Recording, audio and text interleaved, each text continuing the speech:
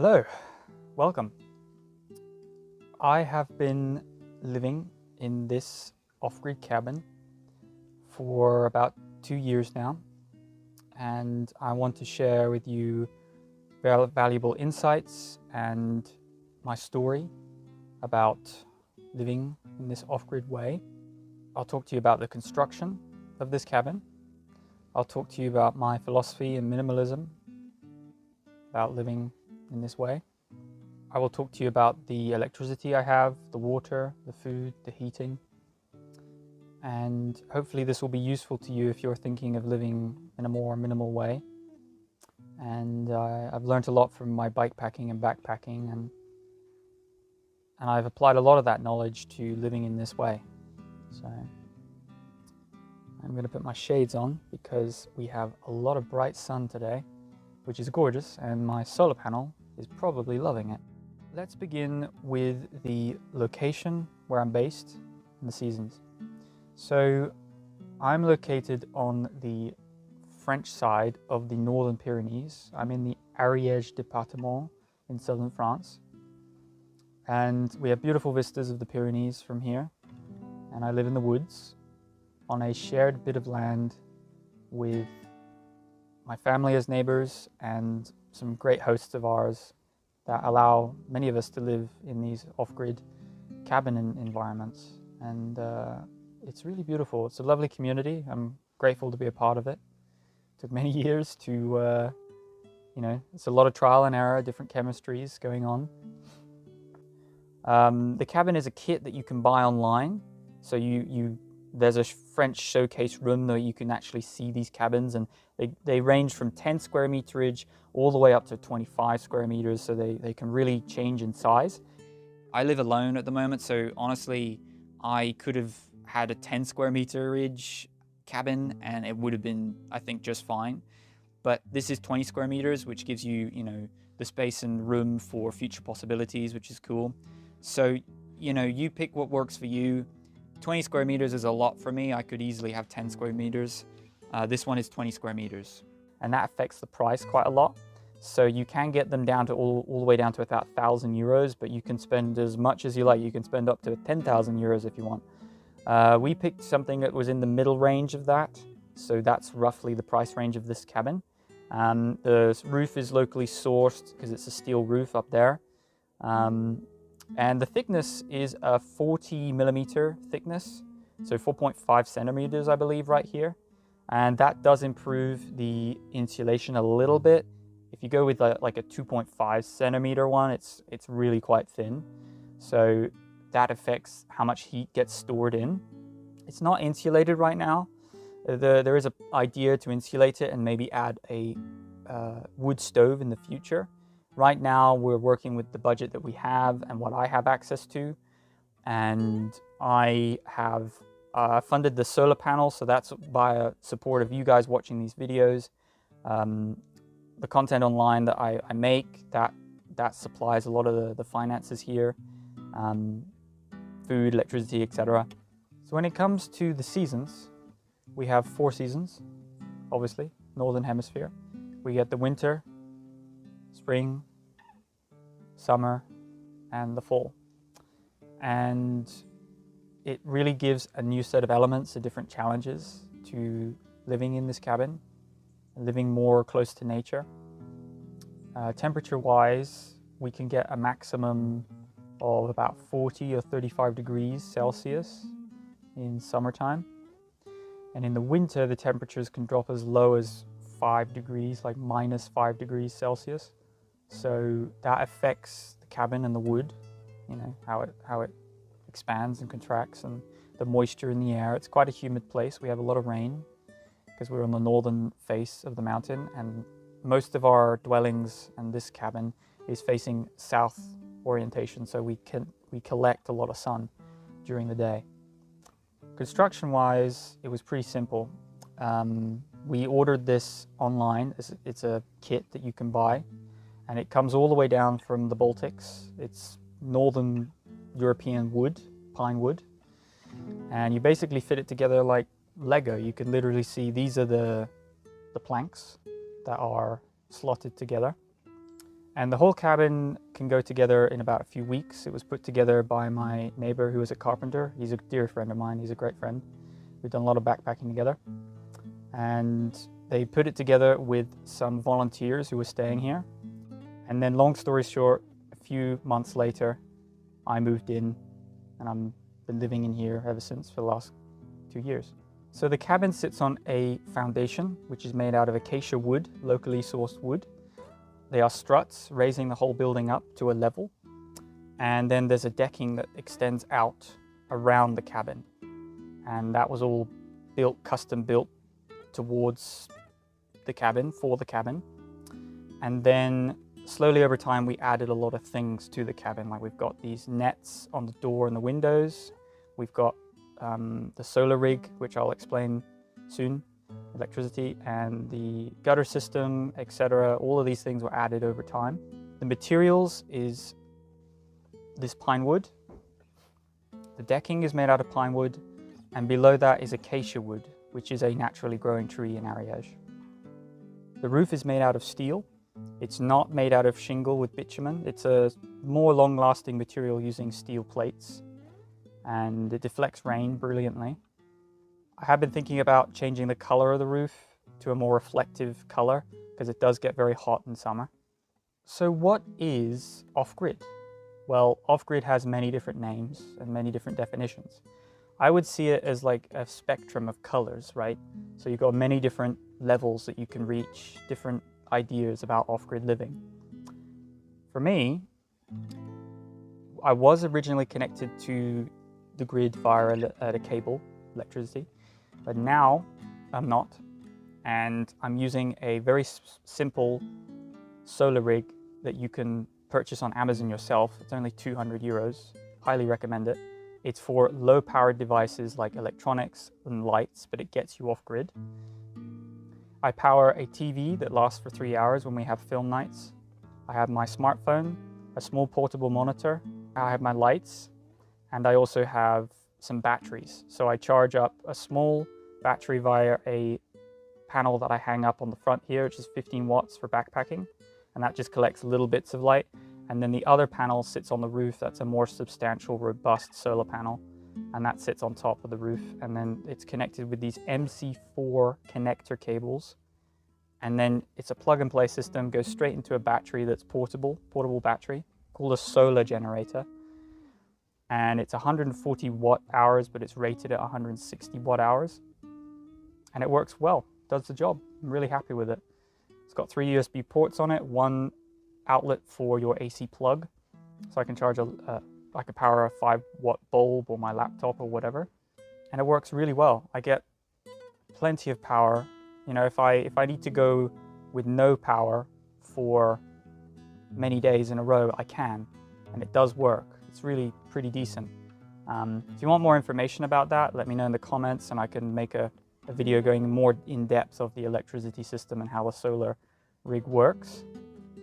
I also have the water filtration. So I collect water off my roof, goes down the gutters, lands in a giant drum which is 500 liters. I really feel like I could have easily have had a 100-liter drum. I think it's a bit too large, but it was a good price and we have it. So I have that. I manually moved that into a DIY water filter that was built by help of my father.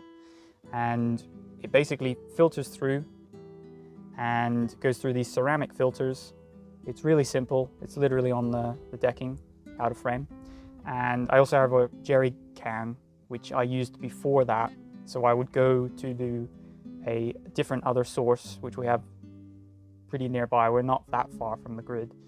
And you can collect water like this, carry it, and then you have it on your off-grid dwelling. But this water filtration from the rain catching is pretty cool. It allows you to be completely self-sufficient. Still working to improve it because I'd like to have an outdoor shower in the future, which I don't have yet. It's just like a portable one that you hang up. And it's good in summer, but in winter we have a solar shower that is in my family's dwelling. And they use that, and occasionally once a week I'll go and use that. But most of the time I'm using my water I'm just using the water for drinking water and for cooking and things like this, and cleaning my basic utensils and things like this, and then it works. So that's what I use. When it comes to heating, I try and capture as much heat as I can from the sun, literally just by, going through the windows and capturing that heat. But obviously when we do get a lot of cloudy days, because we do get plenty of rain here, and we can get snowfall as well. So then I have a paraffin stove that runs on kerosene fuel. Now in the future, I would like to have a wood stove, but I'm just working with my finances that I have access to. And this little stove was simple enough. In the future, I'd like to have a wood stove. That's the idea. So we're working towards that. In summer though, it's crazy to have a wood stove. It's too hot here. For cooking and for food storage, I have containers which I'll store my food in. I do not have a fridge. I can buy fresh food from the local markets here, but most of the time my fresh food will only last me like 3 days. And instead I have to buy stuff that is package sealed and stuff. I try to buy stuff that doesn't require huge amounts of time for cooking, so it's pretty sufficient. I learned a lot from my bike packing and my backpacking experience with camping, because I had to camp a lot, and you carry a week's worth of food on your back. So I've learned a lot from having enough sustenance and enough nutrition just to get by. And I'm pretty happy with this. I don't need a lot of special food and sustenance. Of course, it's nice to have special meals now and then. So I do sometimes do that. But most of the time I'm pretty happy with my couscous and my dehydrated coffees. I think it works. Yeah, so that's what I use for now, and it can be improved on in the future. I leave it open to be improved. And then for cooking that food, I have a hob that has 3 gas stove things on it, and it connects to a butane or a propane bottle that can be picked up locally and exchanged. So that's how it works for now. In the future, a wood stove will allow you to cook, and that's what I would like to do in the future. So that's what I do for cooking. When it comes to transportation living here, I have a bicycle, and I also go by foot, or I can sometimes hitch a ride, so I will sometimes hitchhike. It depends on the situation. If my family's going anywhere, because we are neighbors, and they are going into town, and I need to collect something from the local store or whatever, then I will do it. I will go with them and I will go and pick up what I need. But for my local grocery, my weekly shopping, I can actually just take my bike, which is pretty cool. And we have shops, we have local markets, which is really cool. And we have shops nearby that supply pretty decent quality food, like organic and pretty sustainably sourced, and you don't need to really use plastic too much and things like this. So that's what I use. And I've learned a lot from bike packing. So I take a lot of that knowledge and the camping I've learned, and I'm pretty happy with my bike. It works, does the job. When it comes to washing, like I said, I have the portable shower thing, but that's mostly used in summer. And if I need to do my washing, let's say for clothes and laundry, then you can wash it in a bucket, but I've discovered it takes a lot of time to do it by hand. I appreciate what the Amish do and what you can do things in a more medieval sense, let's say. But I do like modern conveniences because they're just time savers, and you can choose what works and what's more eco-friendly, and trying to create this balance, right? So we have a communal washing area that we can wash our clothes. So that's what I use for that for now. I can wash it by hand, but like I said, it just takes longer to do it like this. For the toiletries or bathroom visits, we have a compost toilet system. So we just collect everything in a bucket, and then we have a place out in the woods that is far from our cabins and allows us to create compost, basically. So that's what we use for that. Simple, effective, and I'm surprised that we don't use this system more often. I mean, farmers use it all the time. So inside my cabin, I have a lot of memorabilia. So I love having my maps on the walls. I try to decorate with what I can and what I have access to.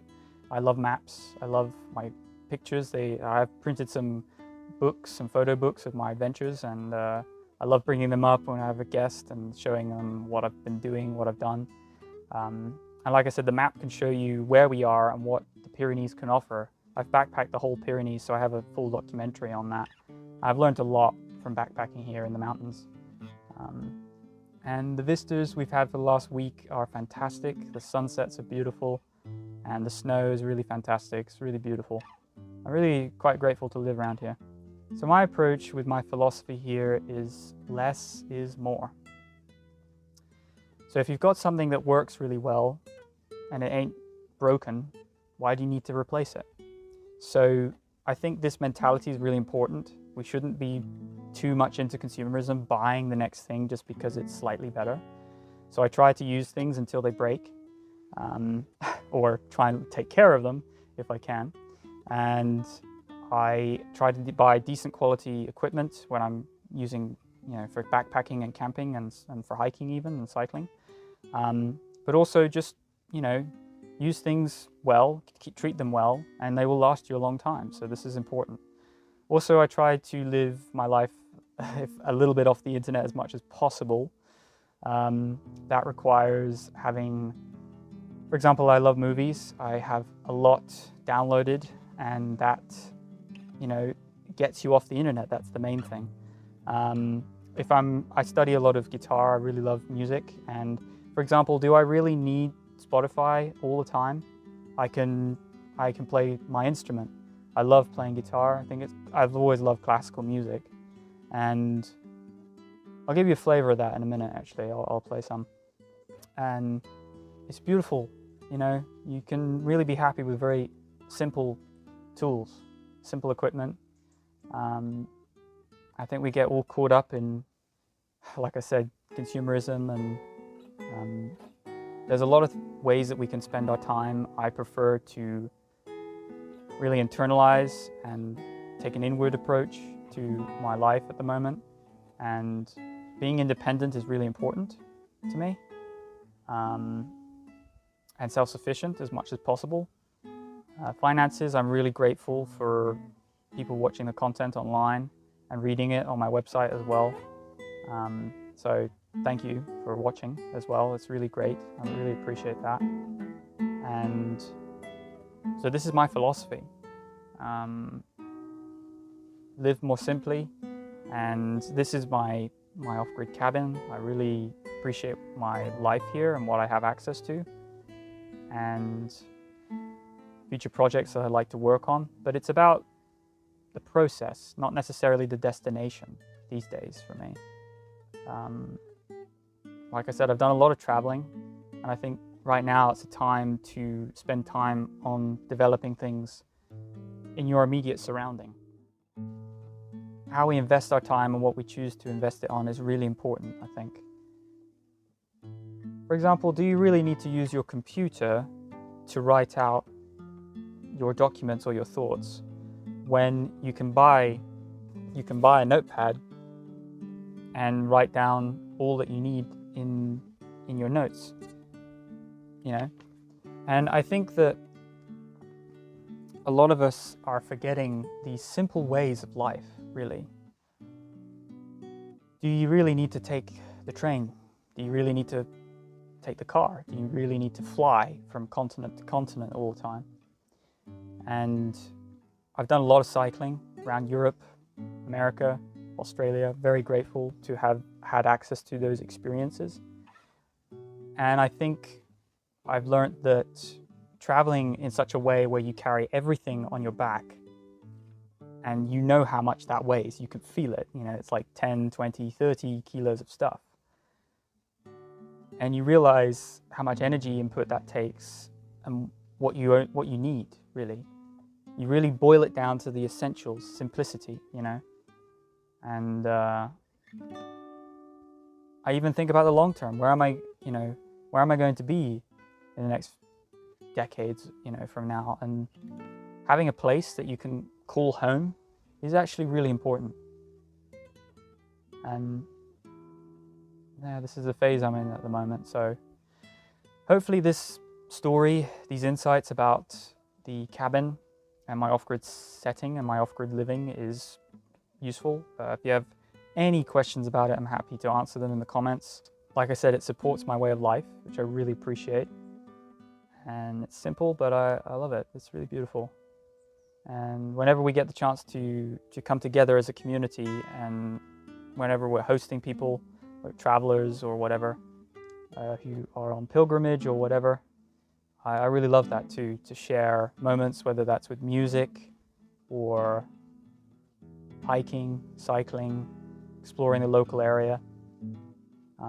Like I said, my routine is to try and play some music, spend some time in nature, do my exercise, and there's a lot you can do with this lifestyle. There's a lot of, when you're living off-grid or on a homestead like this, and still accepting help from others at the same time. This is how I live my life, and it's been quite a, like I said, it doesn't happen overnight. It is a process that happens over many months, over maybe even many years. And yeah, hopefully this is helpful. Subscribe for future content. I'm going to be working with a local friend of mine who also has a off-grid yurt, so he's working to be off-grid, and we want to collaborate, so we might be working on a new project together soon. So stay tuned for this, stay subscribed for this, and I'll be posting it in the community tab eventually. I also have Instagram and my website for more information on the gear I've used in the past, and I'll be talking more about this off-grid system, like the electricity and the water filtration, if you're interested. So you can really put in your time and invest it into a lot of projects, you know. Even collecting the wood can be half a day's work, you know. So there's a lot you can do just by changing your mindset a little bit, and your habits, you know. And in the process, you reduce your living costs, and not being so reliant on another system, you become more independent.